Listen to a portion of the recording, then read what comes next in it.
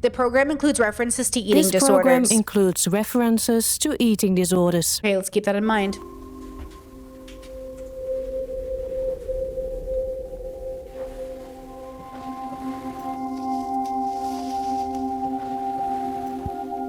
I think you're kind of an outsider if you don't engage with social media in a way. It's definitely conflicting. It brings me joy, but then it's also been a contributing factor to how I became so unwell. I had nurses checking on me in the night because I was at risk of my bones protruding through my skin. Wow. I was on my deathbed. I became somebody who fit into this very tiny little box.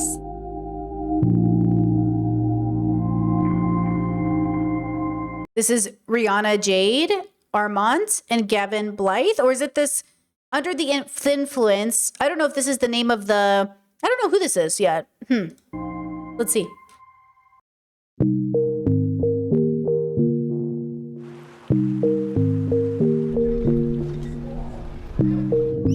"23-year-old Luca has spent most of her life online.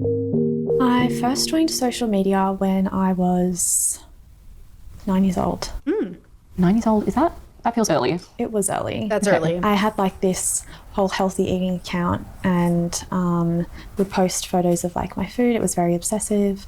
I thought it was just being healthy, but like looking back on it, my interest in Okay, so Rihanna Jade Armand is her, the reporter. being healthy was unhealthy, if that makes sense. What kind of stuff were you looking at? I remember seeing, you know, people's exercise routines and their diets and what they ate. And I don't think I was, as a 9-year-old, was actively looking for that stuff. I think that's what came up. Definitely. Scroll on social media for long enough, and you'll see a certain type of content is on the rise. Being skinny is simply just not being a gluttonous little pig. Because everybody's saying they want to be skinny, but nobody's willing to be a little bit hungry. Oh, okay, hold on. Whew. That is, there are a couple, does anyone get Mother on their TikTok algorithm? I'm getting Mother TikToks. Her name is Mother, and she looks like Angelina Jolie. She's beautiful, but obviously something's going on there. And she has this whole eating thing, and it is interesting to watch people, and it's interesting to see how people follow her unapologetically, and then other people are like, hey, this might be a red flag. And this is why I wanted to have this conversation with you, because there are ways to have these conversations without shaming people, calling them names, making them feel bad, and to say, we can see what's happening, and sometimes there's nothing you can do about it except make a note for yourself and the people in your your circle, like your loved ones. Because I do watch that content and I sit there and I go, wow, like it's so, there is something interesting about it. But I think that coupled with, it's not just skinniness, but it's coupled with like the want to be seen, or the want to be special, or the want to be, I don't know. I'm going to look her up so you guys can see her, just so we know who we're talking about. The want to be unique, I think, is really driving a lot of this in a big way. So here's Mother. Oh, my sweet angels, this is what we'll be working with today. Mother has already heated the stove. Come on. In our house, we do not use oil or butter, and the pan is heated. So Oops. what we'll do is we'll start roasting our garlic, and we always use generous amount of garlic in our house. So I'm going to forward it. Of a She lemon. I she think puts it lemon all in just would a, be- she just like puts it all in a pan. But I think what's most interesting about her, and what's the biggest red flag, is she does this thing where she eats alone in her car, but she like eats a spicy pepper before she eats the food, as if to make it digestible. So he says this is how Mother maintains weight loss. And she has a couple of kids, and the kids seem fine. The kids don't look like they're underfed or anything. But she just eats everything raw, and she just like, at first, it doesn't seem like a red flag, but the more you watch her content, the more you're like, wait, something's going on here. Something feels off. And it's just interesting. But I think there's a balance. There's like, there is a balance to who, discerning which is healthy or unhealthy, right?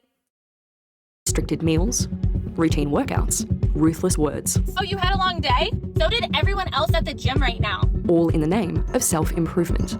And let me tell you, life is better on a skinny side. Everything is better. This is the world of thinfluencers, social media content creators who sell extreme weight loss. You strive for that one goal, to be the thinnest, to be the most in control, to be the sickest, to be suffering the most, to be the most underweight, to be the most afraid of food. It's like eating disorder Olympics. So this is my room. Oh, it's so cute. Luca has lived with anorexia nervosa for more than a decade, one of Australia's deadliest mental illnesses. When I was 13 years old, I was scouted by a high-profile modelling agency, and I felt like that was something I was good at, or something that I could be recognised for. And I looked at a lot of models online, and I looked at a lot of their what I eat in a day videos, and I would try and copy them because I thought that that would help me be a model. And did it? No, I don't think following that did anything other than ruin my life. Yeah. Luca's been in treatment for 6 years and is now in recovery. She also now has her own online following. Can we take a look at your Instagram? Yeah. Of course. What's the vibe of this Instagram? The vibe I hope I give off is somebody who's just fun and young and likes thinking about beauty and all that stuff. Basically what every other girl my age is probably thinking about. So it says at the top here, same account minus the toxicity. Hate will be blocked. Yeah. What does that mean? So I had an account before this that had 5 times the amount of followers. Okay. And it was so toxic. And I Look, even in the gym bubbles, and I need to know this, like, I really appreciate the transparency from gym girlies because they tell us, like, girls, like, most of us don't have abs year round, as an example, which, you know, is like a thing. And what happens is the people post like they do have abs year round. And then people get into their head that they're cutting that often or eating that lean. And I think it's so important that people say, like, no, we stock up on photos and then we post them year round so it looks like we're fit year round, but people aren't.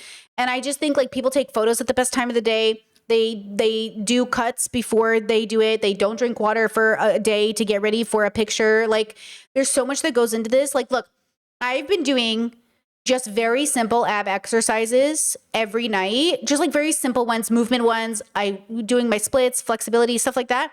And yesterday, my sister, I was like showing off my accomplishments, and she was like, "Oh my gosh, like I can see your lines." And I was like, and she was like, "Yeah, I can see it. Like I can see it in the camera. Like it's crazy." And I was like, "Oh, but it's nothing yet. But it's something. Like it's like I'm just doing very simple things, and I'm eating bread. I tried to be like no carbs, but I just found a good way to be disciplined with bread. I just make my own bread, and I just make 100 grams of it a day, and that's it. That way I don't overeat it because I love it so much. And I'm talking about like overeating. I'm not talking about undereating. I know what you guys are thinking, but I'm telling you, I hate eating too much food. I literally can't move. If I eat even 3 bites too much, I can't move for 45 minutes. So I try, like my grandpa always said, eat slow and let your stomach catch up to your brain. Because sometimes when I'm so like, especially with bread, I'm like, nom, nom, nom, and I'll just eat it. And then I'm like, and then I'm like on the chair and I'm like, I'm dead. I've lost all my will to live. And I just hate feeling that way. So I just save even the tiniest bits of food for later. And yesterday, oh my God, let me just tell you, I had the tiniest little piece of bread left over, like guys, like this tiny. Okay. And I put it in a little Ziploc bag. And then at like 9 p.m., I was like, oh, I have a piece of bread. And I ate a piece of bread and I was like, nom, nom, nom, nom, nom. I've been putting liquid smoke in my bread. It is the most delicious thing I've ever had in my life. It is so good. So anyways, when we have all these like conversations and we're having these like, you know, what is happening? Why am I doing what I'm doing? It's such a personal relationship. Food, how much we're eating, our relationship with it, like, and then also what feels good to us. But I'll just tell you this right now. Nothing feels better to me than accomplishing my goals and eating good food. And I just, you know what I mean? I have to work with the balance. And, yeah, so this is, I always feel like I learned so much from people with EDs. Like they teach me so much about how to have a relationship with my body in a good way. Death threats, like it was really intense. And I was like, I'm getting death threats for being thin. Like, God forbid somebody have anorexia, you know? Luca says her previous account was reported to Instagram multiple times over concerns her content was. See, I struggle with this. Like, reporting her for being sick is crazy to me because I don't know how that's different from ableism. I still don't get how reporting sick people and saying like, oh, this account is harmful, but like, that's just her existence. Like, I get what you're saying, but why are we acting like, I don't know. This is a really big struggle for me. I just don't, like, obviously, ideally, we would be healthy and we'd be thinking about us posting. And also, I don't know. Violating the platform's guidelines around the promotion of eating disorders. Her new account already has 11,000 followers. If I click on this photo, Yeah. some people would look at this and question whether this is truly about the fashion in the photo. Oh. Yeah.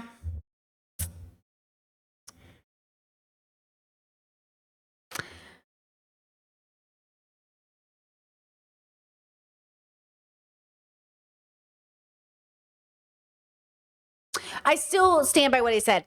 Because look, eating disorders are a mental health issue, right? And this is just her life.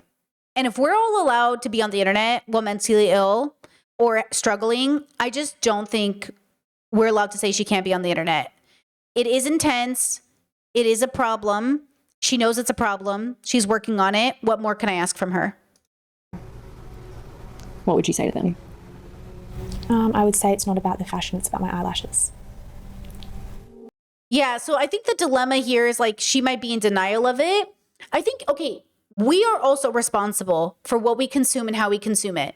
If you notice looking at these images is not helping you, you need to move away from it. It's interesting that earlier she said she was self-aware that at 9 years old, she knew that she wasn't looking for it. It happened to her. And the issue is now she is that for somebody's 9-year-old. We understand this, yeah? But that's why we talk about generational trauma. We talk about cycles of abuse. We talk about how history repeats itself. Because even though we know that like our fathers were alcoholics and then we become alcoholics, we know that our father hit people, so we hit people. We know that our mothers, and so and she knows that she was this, and so she repeats it. This is why I say like philosophy plus therapy. Because what is the philosophical foundation she is utilizing to justify the action? And then at the same time, I want her to live her life and feel free. And it's about balancing those two things. So, it's hard. You know what I mean? Looking at this account, are you an influencer? I would say that there's a difference between a person who's an influencer. Guys, she was making a joke about the eyelashes. You know what I mean? Like, it was a joke. Like, it was a clapback. It wasn't serious. When she said like, oh, I would say it's about my eyelashes, she's avoiding the answer. It's not a real answer. I see you in chat going like, wait, does she do, it's a lack of responsibility. I'm a person who has anorexia. I'm not a influencer, I'm not thin. I have a mental illness. And that's the root of everything. At least she said that. Okay. So she said, okay, I do have a mental illness and that's the root of everything. And so she's existing in this body online. And I think that is actually pretty powerful. And I think that's really true. So at least she's saying it is a mental illness that I am suffering. She's not even getting that many hits. She has like 200 likes on this post. It's nothing. Doesn't matter if you're overweight or underweight, you're a human being and you deserve to have a place in the world, to take up space. But I'm aware that if I am wearing a backless dress, that it's going to show parts of my body that are triggering to many people. Is that safe and responsible? I don't know. Okay, that's a good answer. I don't know. Listen, back in the day, I have posted very risque photos. I have done pretty risque videos, and I've always questioned like posting them. Is it ethical? What if a child sees it? Is it okay? Is it PG? Is it this internet free? Should I assume a child is watching me? I mean, I probably shouldn't be having any of the conversations I have on a daily basis online if I only think of kids watching me, but that's why I make content that shouldn't show up on your kid's algorithm. And I also expect you as adults to keep them away from it. Like, how are adults supposed to have a space on the internet? You know what I'm saying? So again, like, I get it. I'm here for it, but I just don't know Like, I would rather leave it to her to come to the realization that maybe she can post different content, or maybe she can show off her body, but in a different way, or maybe she could express herself in a different way while she's ill. And also recognize that like people get to exist in their bodies, even if you're uncomfortable with it. And then also acknowledge that like we as a village need to talk to our children about, yeah, like some people are really struggling. Like some people are, you know, really struggling to eat or struggling. But again, this goes, and I stand by this, and I'll just say it, and then we'll press play. It's more important when you're telling your kids at home than anything they're going to see on the internet. Because I promise you, you were fat phobic at home. You were teasing your kids for being too chubby. You're making fun of their arms. You're pointing out the body of other people. You're noticing an actor doesn't look good anymore. You're saying things like, oh, they really aged poorly. Like, you are saying a lot of shit at home that will encourage this thing. I'm telling you. And so, like, again, I'm much more concerned about what you're saying at home than any of these people posting. I don't know. Luca worries about the attention her body attracts. But for other creators, controversy can be good for business. Can be, but... 4 popular American influencers agreed to be interviewed. I don't know. Are these 4 different people, or are these all the same person? Oh, fuck. I don't know any of these people. Wait, are these all the same person? I am face blind. For this story, each of them with huge followings built on provocative messaging. When you're going to overeat, remember the space. Don't do it. Don't. If you want this body, don't do it. But when I questioned if their content has the potential to cause harm, I don't want to like just be effortless and fairy-like when I feel like a fat turd. all 4 backed out. One creator I spoke to later posted a video to her Instagram account. I got some emails from Dateline doing a Thinfluencer documentary, sharing how confronted she felt. I don't know if it was the fact that I would be considered into that category of being the person that would influence a young girl. However you even talk about it right now. That's so not my mission whatsoever. Like, I love being thin, I love being skinny, and like that like ruined. That's it. Like, that's, well, my life trying to be that way, and all I wanted to do was help women be that way without being stuck in an ED. Oh, can you help women be skinny without getting into an ED? I think if the focus is not on being skinny, I think the only way to accept what your body looks like is to focus on your relationship with everything and allow your body to be what it is instead of trying to make your body something that it isn't. And I say that as somebody who's actively working out to like recomp her body. I also like am not attached to the outcome. So like whatever happens, happens.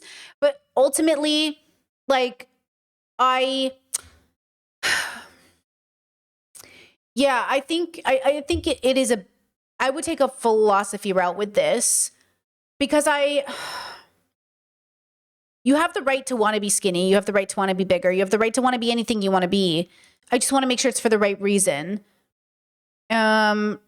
Like I have so many friends that really struggle with this. Like, do I want straight hair because I want straight hair or because people want me to have straight hair? Do I want a nose job because I want a nose job or because other people want a nose job? Do I want to be skinny because I want to be skinny? These are good questions to ask yourself. I do think you can come to the answer that you do want to be skinny and a nose job and straight hair with it being deconstructed. I just think the why matters. Do you want to be married because the world tells you to be married or because you're in love? Yeah, it depends on if you've done the work. These creators say their content is intended for adults, and any potential harm is not their fault. So, who is responsible for the harms this content could cause? Increasingly, attention is turning to the platforms that host it. Is that Eugenia? Yeah.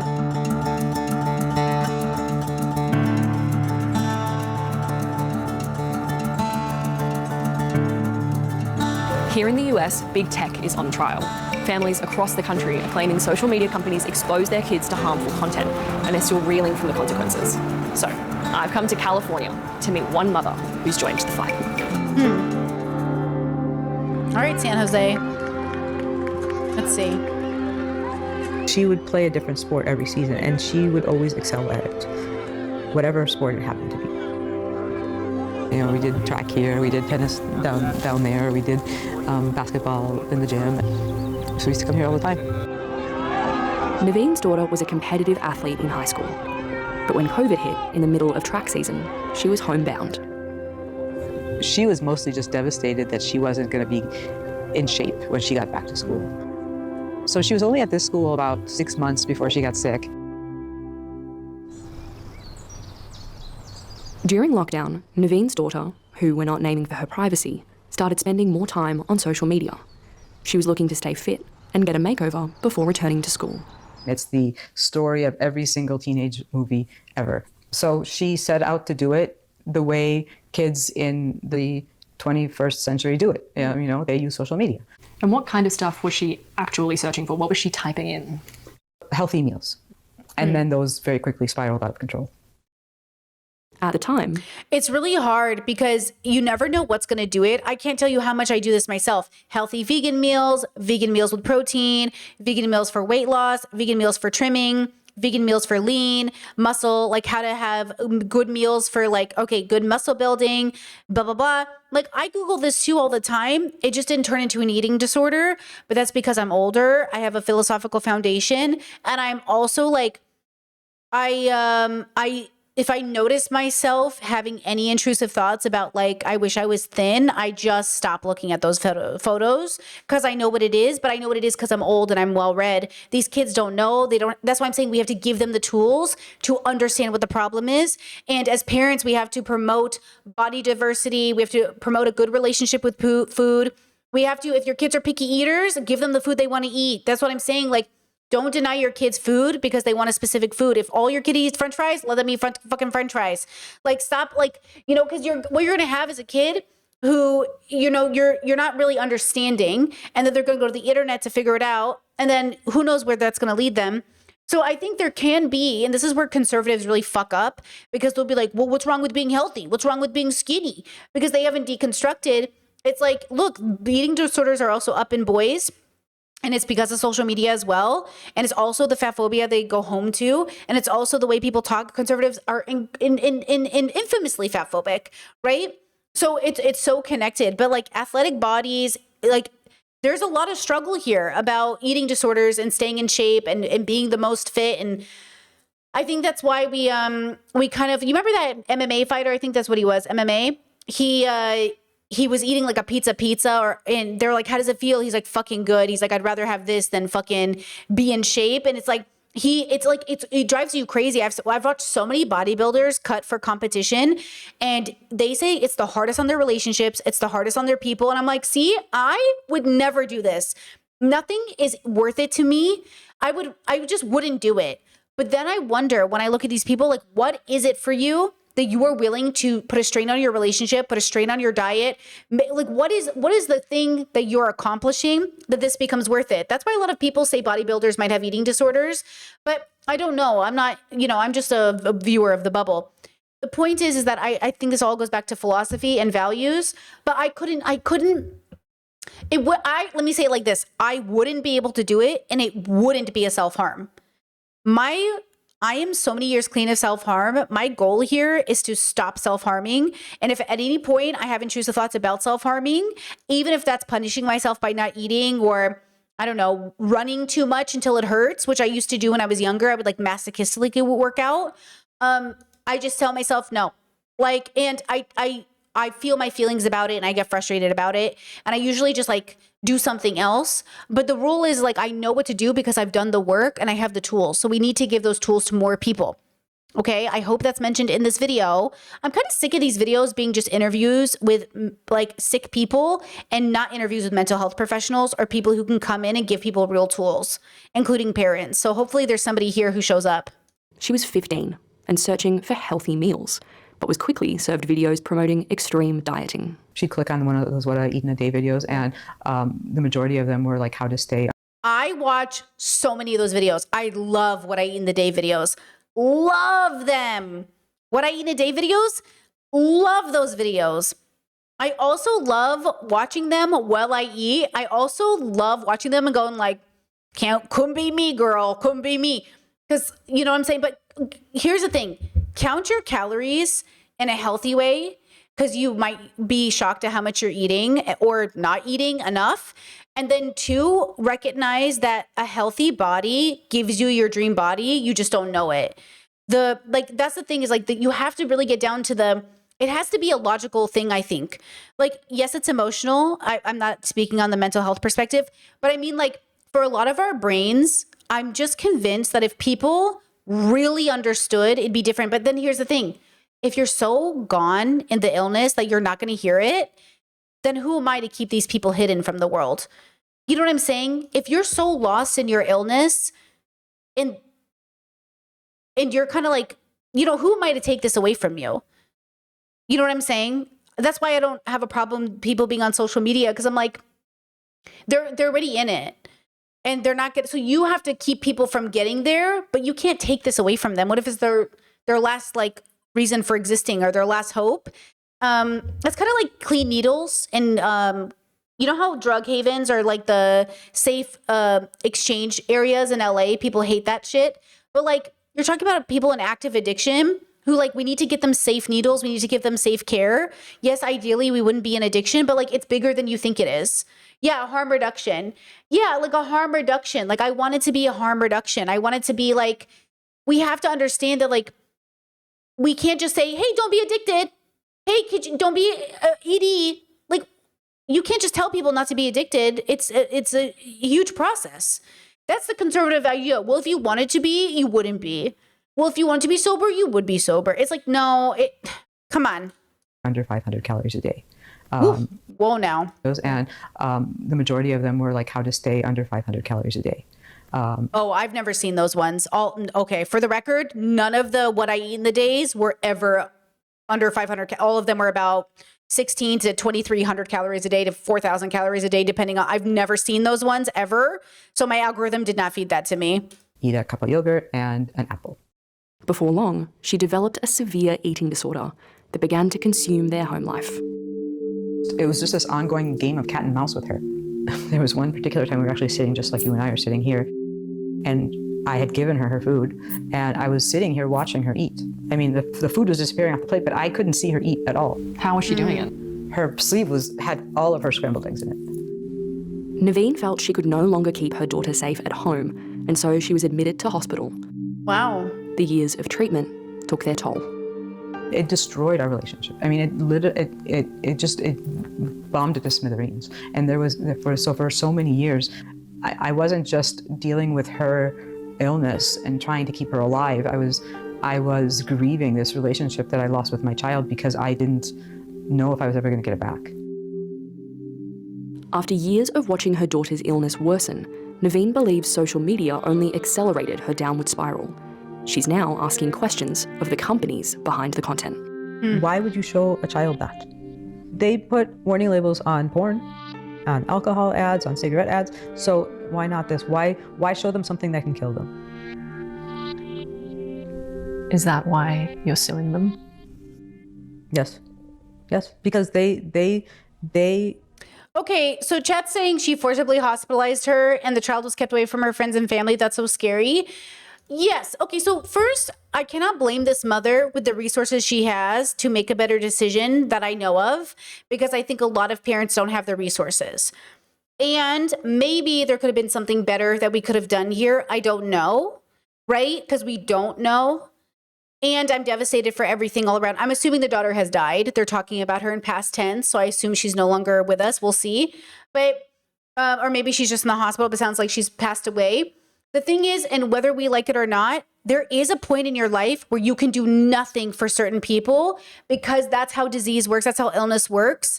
I know so many people, I watch them on the internet, whose family have active addiction on the streets, and they just do not have the tools or resources to get people into homes. And that's what I'm trying to be like very compassionate about a lot of this, because my family didn't have to deal with this. I'm privileged that all of us who had problems were pretty fucking functional. We never ended up unhoused. Even those who had to go to rehab are pretty fucking stable. The people who had eating disorders are good. Like, everyone is pretty stable. So I just want to point out that even though we all have these things in our lives on a spectrum, we had a much more privileged experience than this.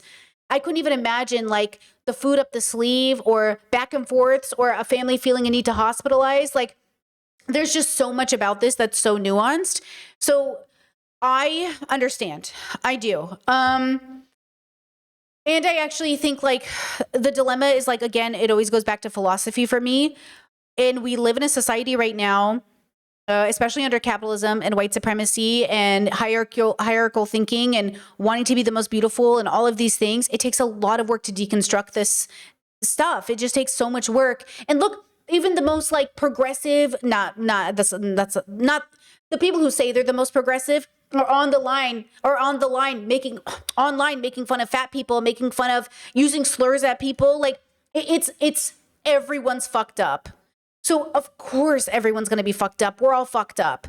So the question is, if we're all fucked up, what do we do? And that's the trouble. What do we do if we're all so fucked up? Well, it's twofold. Yes, we do the work at home, but yes, we do the work as a system.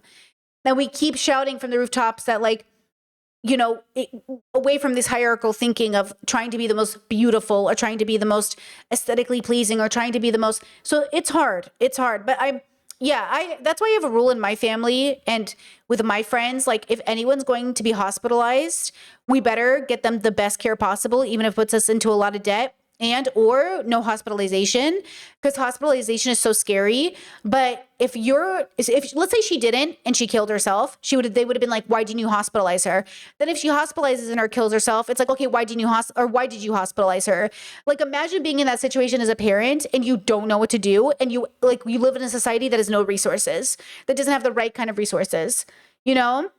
It's really scary. It's just, you don't know. So just a lot to think about. Nearly killed my daughter. Okay, nearly killed my daughter. So Across good. She's still alive then. US, thousands of people like Naveen are suing social media companies for endangering their children. You've been served. In March 2026, a US jury ruled that platforms including Meta's Facebook and Instagram, as well as Google's YouTube, are deliberately addictive and harmful to children. Meta and YouTube just lost a lawsuit that could completely change social media forever. Legal experts were comparing this to the tobacco trials of the 1990s. That's when juries stopped blaming the smokers and started blaming the tobacco companies. This is going to open the floodgates for people to sue social media platforms because they get addicted to them. TikTok and Snapchat settled out of court. Both Meta and Google are appealing the verdict. Teen mental health is profoundly complex and This is Meta spokesperson. cannot be linked to a single app. There are currently more than 10,000 similar cases pending. But for Naveen, no verdict can give her family back the years they lost. I'm angry that such a humongous part of our life has been taken by these people. And not just taken, but they've taken it and made billions of dollars because of it. I watched my child go through things no parent should ever watch their child go through. Naveen's daughter is now in recovery and at university and doesn't Great. want to reflect on this time in her life. Okay, congratulations to her for getting to doing what she needed to do. Proud of her. She says she's proud of her mum for her advocacy work, shining a light on how eating disorders impact families. Great. She says, I know you do it, I'm proud of you, but I choose not to think about it. Which is unfortunately, for me, a very big sign that she's still struggling. Sure, I think it is a sign that she's still struggling, but I do think there needs to be some space away before we can reflect. So sometimes we do need to get far away from that era of our life to go back. I mean, there is still stuff that I'm working on that I do not like to go over, that I'm still working on, you know, working with a therapist in the future, gonna talk about it in therapy. And that's the thing, is like, you have to do it when you have the spoons to unpack it. And if she's in a university, girl doesn't have time. She can't do both sometimes. And sometimes you do have to pause things to go to university to then have the skills to go through it. So you know what? Sometimes you got to make those choices, girls. Okay? Sometimes you do have to choose to like not figure it out and go to finish school, get a job, and then figure it out. And sometimes you figure it out and then you go to school. Okay? You got to figure it out. Chess says, Discord said the mom does seem a bit too finger pointing about it for me. I think the issue is, and whether we like it or not, it is always us and them together. So like, it is the billionaire's fault, but it's also your responsibility. It is social media, but it's also your responsibility. It is drugs, but it's also your responsibility. It is the economy, and it's also your responsibility. And this is really hard for all of us to fathom because, again, it goes back to wanting to live in a certain way. Like, example, yes, it is the economy. And yes, Like, I've accomplished financial goals. It has been the slowest, hardest journey of my life. And yes, people will be like, well, I thought you make good money and I thought you should live this way. And I can't believe you're still struggling. And I can't believe this. But yet I am financially in a better spot than 73% of Americans. And yet people are still like, but you don't live like you are. And that's because I have to save up to spend money. But then people go like, well, why don't you have better money? Why is the economy this way? Why is inflation this way? And it's like, yes, I can do best. Like, I can save money for my family, but it takes forever. Or I could just spend a bunch of money and get into debt again, or to feel like I should feel in this hierarchical thinking of like keeping up with the Joneses, or I could not, or I could wait for the next big emergency that's going to put me back into debt, which I'd rather do, or I'd rather, save up so I don't have to do that. I'd rather, it's like this push and pull of like, if you live frugally, then the world's like, aren't you missing out? If you spend all the money and get into debt, then it's like, okay, well, now I'm screwing myself over. No one's going to come bail me out. The government's certainly not going to do it. And the billionaires aren't going to do it. So it's like this push and pull between like, what is responsibility for you and what do you have control over? And then what is your responsibility about like the world and what can we do to change things? And it's also about the fact that like, this is what I'm saying. Your friends and family are going to be worse for your mental health than even these online social media posts. If people are still saying like, oh, you don't have the money to do XYZ. Like, can't you come out and hang out with us? What do you mean you don't have the money? And that's what I'm saying. Like, I get it more from the internet than I do my family and friends because they're all on the same page. But like, when the internet questions, like, why don't you spend more money on stuff? Why don't you do this and that? Oh, so you can't do? Oh, you're not a millionaire? It's like, it runs into that same problem, except I know why I'm doing it. It's my value. So like, I don't care what the internet says, but that's what I need everyone to understand. These people, most people, they don't know why they do anything. So of course, anything they hear, any form of feedback they get is going to push them in a direction, whether it's their family and friends, whether it's the internet.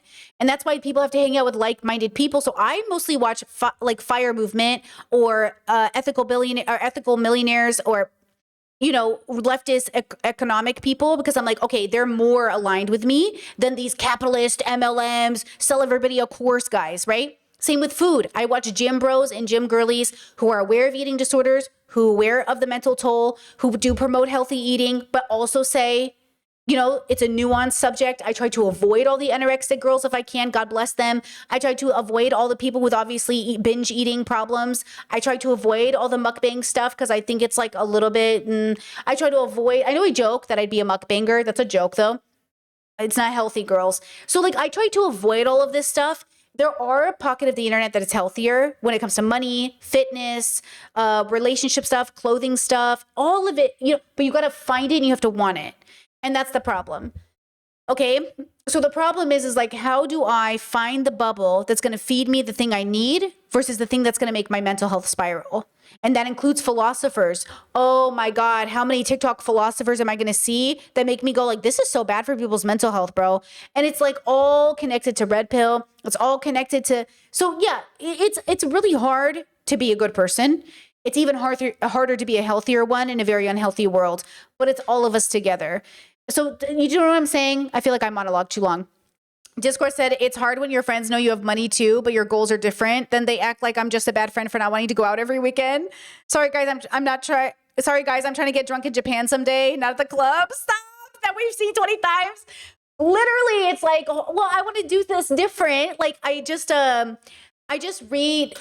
told my friends, we want to do maybe a big trip to one of the Disneys around the world. I know, very capitalistic, but we were planning for like a big travel trip in 2032. I was like, can everyone save money by 2020, 2030, 2032? For other people, they'd be like, why are you waiting so long? Because we have to save for it. And we have to do all of our other responsibilities. But I think for people that just sounds crazy, but all my friends who I invited, they're like, oh my God, yes, like I can do that. By that point, I can save up again. But it's real this time. It's not like just dreaming in your 20 where you tell your friends, let's save up, and then they never do. We're in our 30s now. So actually we save up and we do things, which is very exciting to be old enough to do things, like really do things, Anyways, yeah, it's a balancing act. You have to always go back to why you're doing it. What's your philosophical relationship with why you're saving, why you're working out, why you're doing anything? And then don't put pressure on yourself because maybe you're not ready. That's the other part that people don't recognize. You might not be ready. And that's okay. Now, does this mom give Trump voter a bit? with all of this said, does this mother give a little bit of, it was social media and it wasn't my parenting? A little bit. Yeah, she does. But are you hopeful for your relationship with her and for you all as a family? Yes. There was a stretch of a few years where I didn't have any hope. There were days where, you know, I wasn't sure she was going to wake up. And so I'm definitely hopeful. For many families like Naveen's, the verdicts are only the beginning. Here in San Francisco, the tech capital of the US, attention is now turning to regulation. Okay, now hear me out. Chad said, yeah, she does lots of blaming tech. Well, here's the thing. So this is, okay, is she blaming tech the way poor people blame billionaires? Should we be blaming tech the way poor people blame billionaires? Like, that's the question. Is it the billionaires? Is it us together? Is it both the tech and us? Is it both the billionaires and us? Are people in poverty because they're lazy, or are people in poverty because billionaires in capitalism? I'm saying there is nuance, but yes, most of us who are not in poverty, okay, because most of us grew up middle class, right? Like, the truth is like there is a part of it that is our responsibility, and a part of it that is inflation. Inflation is killing us. It's ridiculous what inflation is doing to us. But I think it's a little bit of, it has to be both, our relationship with both our mental health, our philosophical health. But of course, these tech companies are sitting in rooms trying to figure out ways to get your kids addicted, to figure out ways to get you to spend all your money when you don't have it. To all these loan sharks and loan officers and bankers, you know what I mean? They are literally trying to fuck you over so they can go have a good life. So it's like, and that's the capitalism of it. That's the hierarchy of it all. Okay, I'm trying to be the skinniest, the smartest, the richest, the whatever. It's like, dude, can't we just all have a good life? And that's why I say we have to dismantle this need of hierarchical, like, standard, being the best, being the smartest, being the prettiest, being the richest, you know?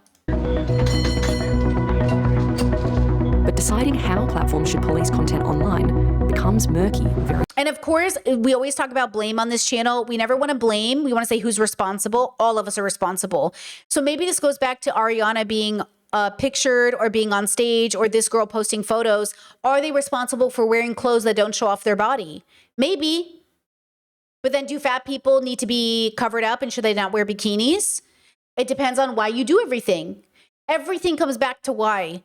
Why you're eating that food, why you're engaging in that, you know, whatever, like everything comes back to why. And I just don't know why these people are doing anything they're doing. And unless I know why, we can't tackle the problem. Do you know what I'm saying? I can't assume the why. I can only, like, are they just trying to exist in their bodies? Then, you know, whatever. So again, the responsibility aspect of it is my focus. Regulating social media is complicated because these platforms are a bit like a bookstore. Some sections could be genuinely harmful to young people, while others offer them a place to connect and even find support. So the question becomes, where does protection end and censorship begin? Corinne McSherry is the legal director at the Electronic Frontier Foundation, an organisation that advocates for rights in the digital world. I've shed no tears for Meta or Google or any of these, right? But I worry a lot about the precedents that they're going to set for other platforms. In 2025, Australia introduced a world-first blanket social media ban for under 16s, designed to shield children from harmful content. Social media is doing harm to our kids, and I'm calling time on it. The UK has followed suit, and America is considering its own policy shift. The legislature has a responsibility to step in and protect young people. But early studies show some 75% of Australian teens are already skirting the rules. What's your read on the ban? I think it's a real mistake for at least two principal reasons. One is, as a practical matter, how are you going to enforce that ban without having everybody have to prove their age, including adults? Additionally, though, sometimes what happens is the most marginalized kids are the people who most need to get online and find community, and those are exactly the kids who might have a hard time, like, getting permission from their parents. Well, it is ironic that conservative parents keep their kids away from the internet so they don't get indoctrinated by liberal propaganda.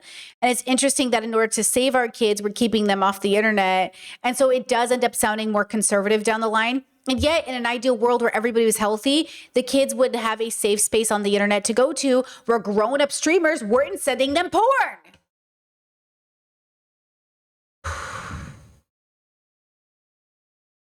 Argues the ban is more about sending a message than solving the problem.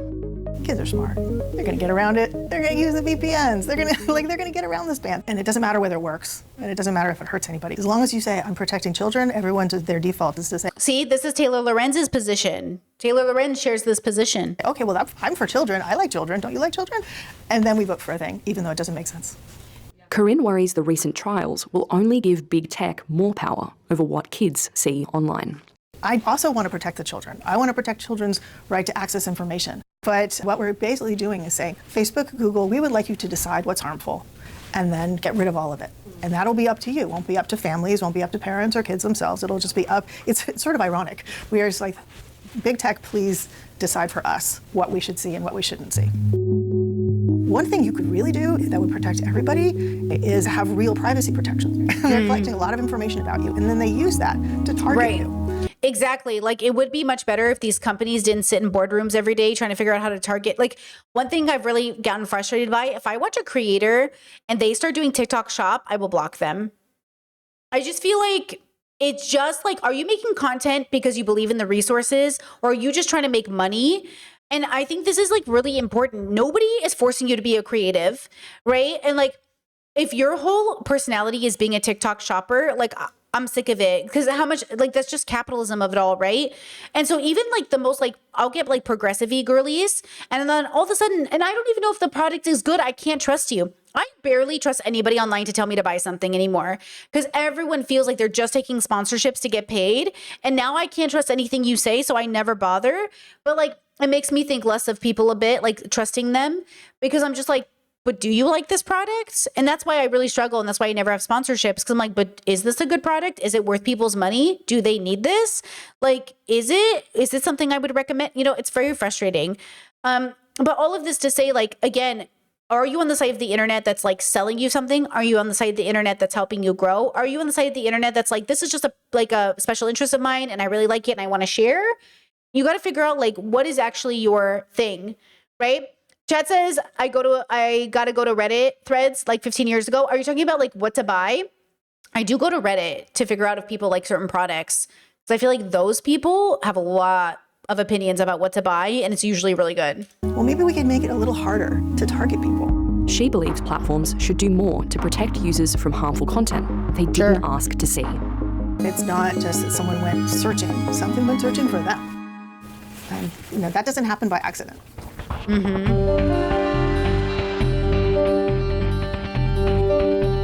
How content reaches us can seem complicated and unclear. But through the recent legal cases, whistleblowers are revealing how these systems really work.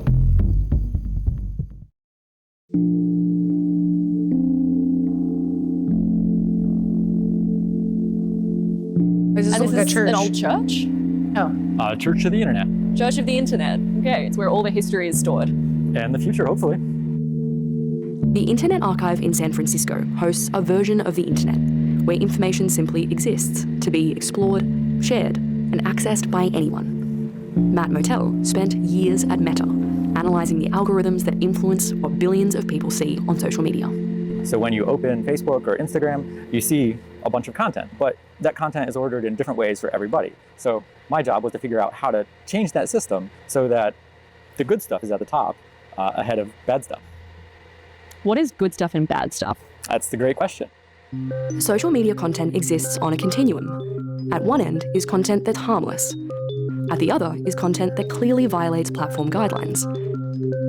And then there's the content in between, designed to keep users watching. We kind of call this Zuck's Law informally, where essentially as a piece of...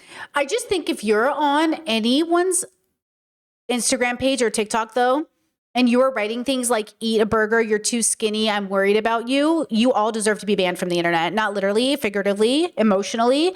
Because I hate going, like if I see a girly and I'm like, oh, she's like really struggling, and I go to the comments and people are making fun of her, I just think like how evil you are. How philosophically evil you are to write those hurtful comments that you know she's gonna see. Like, how bad are you? And that's why I take such a strong stance about you're not any better. You are not better than her. You are not more ethical than her. It is just as unethical to bully somebody as it is to, there's a difference between having commentary, which we're going to talk about tomorrow, which is why we're watching this to kind of prepare. How do we talk about people's health without becoming bullies? It's really, really, you almost have to take it academic. You almost have to take yourself out of it, because otherwise it always feels like you're just going after them. But I can't believe these people who often are children. And I think that's the problem is like, first of all, I do think as parents, you should definitely think about whether or not your kids should be posting on the internet. And there are like, there's layers to that, of course, because obviously some of the greatest channels or some of the people we know from our childhood, we grew up with them, or people like watched people like Christina Grimmie was a kid, right? Wasn't she like a kiddo when she started and then she got to be an adult? I think about like all the people I watched who were really young at the time and then we kind of grew up with them. It's like, do I not want to be without, like, do I want to be without that? Do I want to be without these people? Maybe I'm wrong about Christina, but I thought she was a kid when she started. It's like, or Chloe and Halle, like they were kids when they started on YouTube. All of us discovered them as kids. And now they're, you know, she's the Little Mermaid and Chloe has a new album out or a new song out. And it's like, should they not be on the internet? And it's hard to say. Kids not be actors and actresses? So should they not have social media to promote their movies? Like there are so many layers to this. And so it's not just as easy as kids shouldn't be on the internet or kids should be on the internet. It's more like, can we build a healthy society that helps us all balance? And that goes back to, it takes a village. It takes a village for us to protect the kids, for us to say, hey, don't comment this on a kid's post. It takes so many of us to go out there. Like, you remember when Billie Eilish took off her shirt for the first time and everyone started like being gross towards her? She's a kid. And it's like all of those adults, how many adult men have tweeted about these minor girls on the internet talking about their bodies and all of that? Like all of this is connected. It's not just girls on the internet trying to look pretty. It's connected to patriarchy. It's connected to entitlement to these young girls' bodies. It's also, by the way, I am kind of sick that they're not featuring little boys as well. They're not talking about men. Okay, they're not talking about men. That's why I like the gym bros I follow, because almost every single one of them talks about their struggle with eating disorders, body dysmorphia. They're always talking about the mental health toll of the bubble. Even gym bubbles that are supposed to be healthy bubbles, you would think out of all the places you wouldn't get an eating disorder, it's the gym bubble, but gym bubbles too, athletic bubbles too. There's almost no part of the world that doesn't also, like you can't go anywhere that doesn't have an eating disorder is what I'm trying to say. You can't go anywhere that doesn't have addiction. You can't go anywhere that doesn't have pedophilia, because we're there. Where humans are, these things exist. So what are we going to do about it? You know? Content gets closer to that line of being violated, the more engagement it's going to get. If I'm someone that's searching innocently for fitness content or healthy recipes, how quickly could I realistically go from what I searched to something unconnected and possibly harmful? Very quickly. And not all platforms are created equally. When you search anorexia on Google, the algorithm prioritizes support resources. Meta recently introduced similar safeguards, but potentially harmful content is still just one click away. There have been safeguards like teen Instagram and things like that that have been introduced, parental controls, that kind of thing. Are those safeguards effective? They sound good, they look good, but at the end of the day, people aren't accessing them or using them. And again, I think that this is an instance of safety theater, not meaningful true safety. Ooh, safety theater is crazy. In mid-June, that goes hard. Meta announced new safety measures for teens, adding stronger restrictions to sensitive content. As lawsuits against Meta grow, so too does scrutiny of Who are these whistleblower. dolls? Am I supposed to recognize any of these people? Were they like people on the internet or something? I don't recognize any of these faces as anything. Always like Matt. If someone speaks out against Meta or any of the big companies, that is a black mark on their record. Be prepared to say goodbye to your career in tech. He says the company is working to silence former insiders before they can testify. They don't want the people that know how things work and did the research or launched the products or worked on these systems to talk about what they know. And they are taking all of the legal actions that they can to prevent us from speaking out. Platforms like Facebook were built with the ambition to connect the world, but the systems powering that connection have also amplified some of its darkest content. Facebook's original motto was move fast and break things. Have things been broken? Oh, there's no question. Because the company knows ways to give people the content that they actually want. We know how to reduce most of these harms. We built and tested most of these features. So they know how to fix the problem. It's just a matter of... I do think there's also something in our brains where we like spectacle. We like the extremes. And I think that says something about us as well, is our fascination with like, oh, that's so weird. Something that I noticed back in the day, it would have been very common to say something like, oh, I find like mental health so interesting, or like eating disorders interesting, or like illness interesting. I just want to observe people. And I used to do this too, because there is a part of me that just wants to observe people and like understand why people do what they do. But it very quickly can turn into, and it's reasonable to be afraid of it, like a little monkey at the zoo kind of feeling. Like, hey, I'm not an animal in a cage to be observed. And also, it does kind of feel like, how do you people watch without being above? How do you enjoy people and observe people without being above? How do you examine existence without thinking you're above? Humility. You have to have the humility to see that you're actually using information to make a better world, not a self-centered world, not an egotistical world, not a me world. And I think that plays into our relationships with a lot of our harm interaction, that like, woe is me, like I'm suffering. It's so real when it's real. And it's also a combination of like a lack of philosophical humility. But again, and I think this is important, your suffering is not as like, you don't have the free will the way you think you do. So when conservatives say like, oh, you're trying to get attention, we're all trying to get attention. Healthy people are also trying to get attention. I don't want you to think like, oh, I have depression, I can just not be depressed anymore. Like, that's not what I'm saying. Or, oh, I have an eating disorder, I can just not have it tomorrow. That's definitely not what I'm saying. I'm saying it takes a lot of work to deconstruct our relationship with why, and it could be a lifelong struggle. And you're not a bad person because you're suffering. I'm putting no moral judgment on your suffering.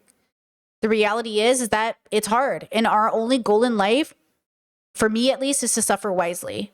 Because suffering is automatic. The question is, can I learn to suffer wisely? And in which ways have I been suffering unwisely?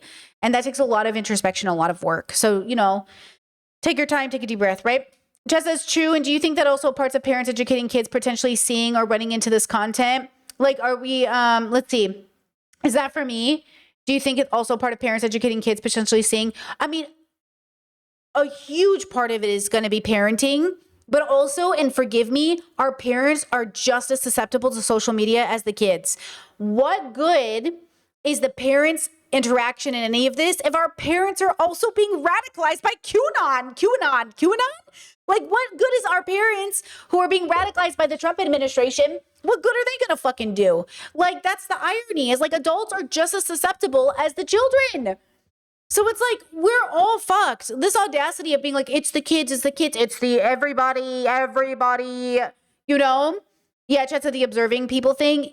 Yes, definitely. Like, that's what I'm saying. We're all the problem. All of us are responsible. So what can we do about it? Look at our parents. Like, my parents were so good my whole life. That's a scam. Don't do that. They're charging you too much. Do this. But they couldn't see through the Trump administration. It's like, really? Do they want to?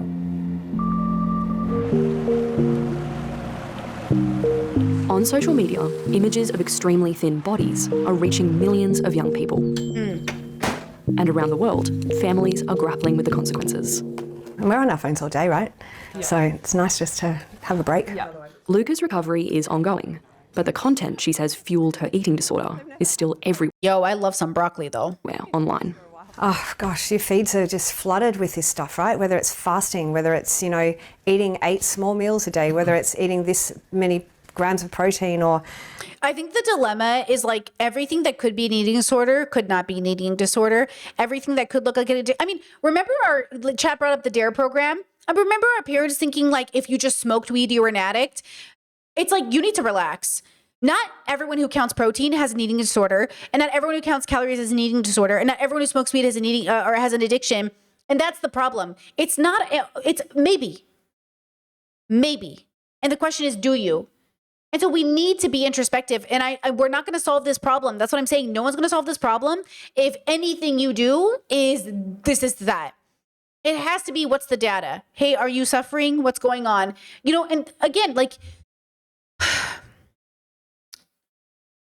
it just feels very unserious to me sometimes, even though it's the most serious thing and people are suffering and their whole world is collapsing in front of them. But then they won't really grapple with the fact that, like, not everything is an addiction. Not everything is an eating disorder, but we have to double check all the same. Like, not everything is racism, but we should definitely check. And not everything is homophobia, but we should definitely check, because it possibly, maybe, probably is. And also, it doesn't always have to be. So it's a twofold. There are the group of people who think it's never racism, and the people who always think it is racism, or the people who never think it's homophobia, or the people who always think it's homophobia, or the people who always think it's an eating disorder, or people who never think it's an eating disorder. And I'm like, what is the key? Balance. What is the key philosophically? Balance. Not center, not centrism. You're not a centrist. It's not, it's balance. It's weighing the pros and cons. It's doing the work. It's figuring out the data. You just get bombarded with this stuff every single day. It just consumes you, and it can consume anyone. It can come from people who have the most loving, supportive families to people who live in horrible family environments. You know, it's just, it can happen to anyone. Yeah. Have there been moments of celebration or special moments that you feel like this illness has robbed you of? Oh my God, you totally. Wow. Every birthday, every Easter, you know, we've got all these other alternative Easter presents for Luca that aren't related to food, because I didn't want her to miss out. You know, I've made Luca's birthday cake every single year of her life, and she hasn't eaten one for 7 years. You know, and it's like, but she still wants me to make her one. Oh. This is not someone who just wanted to be skinny for summer. I think that's so important. This isn't someone who just wanted to be skinny for summer. This isn't just about being skinny. I think we keep associating it with wanting to be skinny, but it's never just that, is it? Same with addiction. It's not just that you wanted to be high, right? I mean, it can't just be that. You can't destroy everything in your whole life because of this one thing, right? Like, it's deeper than that. It's always more than that. It's always something going on. Like, it just feels so reductive to say, like, oh, they just want this. These gamblers, they just want it. Oh, these addicts, they just want it. And it was like, okay, I just want things. But they're, like, really, like, suffering in a very particular way, you know? The battle against big tech is being driven by parents seeking answers and demanding change. Some are fighting to protect their children. Others are fighting in their memory. You know, there's so many parents in these lawsuits that lost children. These companies don't really understand that what's done is done. Wow. And especially when your kid dies, bro, you just like, or you lose a connection with your child, you really are looking for answers. And guys, these companies are predatory. They're super, super predatory. Luca wishes big tech's reckoning had come sooner.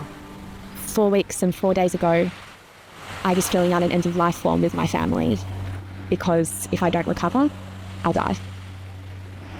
What?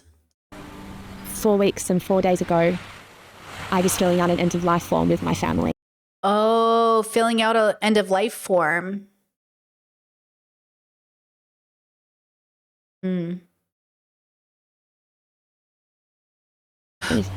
Because if I don't recover, I'll die. What is it like living each day knowing that that's a possibility? Scary, really scary. And you have to realize that if you engage with the eating disorder, it's driving you to your grave. Do you think with everything that you've gone through that social media has had a positive influence on you? Social media, it didn't give me an eating disorder. I feel that social media perpetuated the eating disorder through social media forums, pictures of thin people, through what I eat in a day videos from models. Without all that, would it have gotten this bad? Absolutely not. But I think it is possible for social media to be a component of a person's life who is in recovery. It shouldn't be something that is full-time, but I think in doses, in a healthy way, it is possible.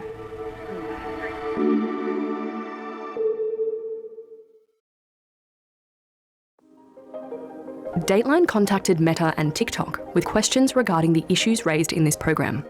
A Meta spokesperson said the company takes its role in supporting teen well-being seriously and continues to invest in technology that finds and removes content related to eating disorders before anyone reports it. The company says it will also continue listening to parents, experts, and regulators to make improvements. A TikTok spokesperson said the platform does not allow content that depicts, promotes, normalizes, or glorifies eating disorders, and searches for such content redirect users to support services. Okay, you know what's interesting about this? I'll link the video, of course. Let me do that before I forget. But I want to show you one more thing, and then we'll call it a day. Because this is connected to something that I think is really powerful, because Chat said neurodivergence relationship to these things could also be like a form of like control seeking. There was a TikTok I saw about you know how I have like philosophy autism or existential dread autism, or the type of autism that's like focused in on, you know, like why do we exist, philosophy, you know, it sounds healthy too, but it could also be really self-destructive depending on your relationship with it. There's also like, you know, it could lead to bigger ego and ASPI supremacy and all this other pipeline into white supremacy. So you got to be careful. There's also like addiction related autism too, like a connection to addiction that I think is really interesting. So here's this one.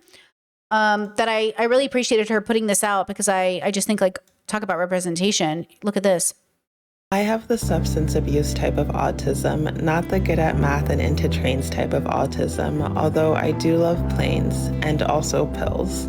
We don't talk enough about autism and addiction. When I discovered that drinking alcohol could quiet the nonstop rambling in my head and make my physical form feel less like a prison, it was over for me. Substances became my special interest. The idea that a sip, pill, or puff could alter my state of being felt like magic. As someone with debilitating social anxiety, alcohol silences all of the self-surveilling I do. As someone who constantly feels on edge and out of place, alcohol made it easier for me to exist until it almost killed me. I started to drink to black out because honestly, being unconscious is pretty nice when every waking moment is a nightmare. When you're dealing with trauma and intrusive thoughts, low-key going into a self-induced coma and escaping into a void of nothingness for a few hours is ironically the only thing keeping you alive. But ultimately, alcohol takes more than it ever gives, and I built a life that I don't need to escape from. So cheers to that. Okay, love you, bye. I really loved this TikTok, and it was so vulnerable and real. A lot of my neurodivergent friends are very similar, I feel, where like, or a lot of the people that I've met in community, where, yeah, we're like doing a balancing act between like, am I drinking to numb my feelings about existence, or am I actually just enjoying a drink after work? Am I getting high because I'm escaping something? Am I sleeping all day because I'm escaping my responsibilities in my life? Like, am I doing this? And then to be compassionate and loving to yourself, and to silence all the voices around you that are saying you're a bad person, or you're doing it for the negative attention, or that you deserve to suffer, or you're being dramatic. Like, no, I just don't think healthy people do these things. And I think that's the problem. The reason I think like human beings are good in general is I think like I just don't think healthy people do the things a lot of unhealthy people are doing. And I think the world is too unhealthy for me not to be compassionate about it as a whole. Because if the world was a healthy, regulated place, like obviously it couldn't be this way. So it must then mean that the world is actually a deeply unhealthy, unregulated place. And that means we're all suffering and we're just doing our best until we die. And that is very sobering. And so I guess to end this and to help us prepare for tomorrow's discussion, regardless if you're commenting on someone's post or consuming the content or making the content or talking about someone's body, we're never just talking about people's bodies. It always is deeper than that. Like, we hear these sayings, like, it really is that deep. It really is that deep. Like, something is deeply at play here. Like, obviously something is badly happening. And this goes for every evil person in the world, every single person in their existence, every bad thought, every bigoted person. They are all suffering. The difference is that you can be a bad person who is suffering and a good person who is suffering. And the question is, which one are you? And then maybe sometimes you're both. Sometimes there's an overlap. And I think so we struggle. We say, oh, they're suffering, so they're allowed to be bad. they're suffering, so sometimes they will be bad. They're a bad person who is suffering. Like, these are different things. And by bad and good, of course, we mean in a more reductive sense to sort of say there's a line in the sand where you can't cross this. No matter how much you're suffering, you as an adult person cannot target a child. No matter how much you're suffering, you cannot get blackout drunk and kill somebody with your car. Like, regardless of your suffering, and that is important, it's separate from the responsibility you have and not causing an insane amount of harm to other people. So yes, even the best people you know on the planet, sometimes when they're suffering, will cause a minimal amount of harm. Even the best people on the planet who are not suffering are causing harm, but we're all suffering. And so I guess like this is where I come to like why suffering. We just want to suffer wisely because we're all going to be suffering. So how do I be a little less bad every day? Because again, you can't just like, oh, I'm doing harm, so I'll do this much good, but you're still doing this much harm. So you got to bring down the harm, and that will naturally rise the good. But like, again, good and bad are reductive ways to say we're trying to harm reduce. We're trying to harm increase. Like, I'm always trying to harm reduce, you know?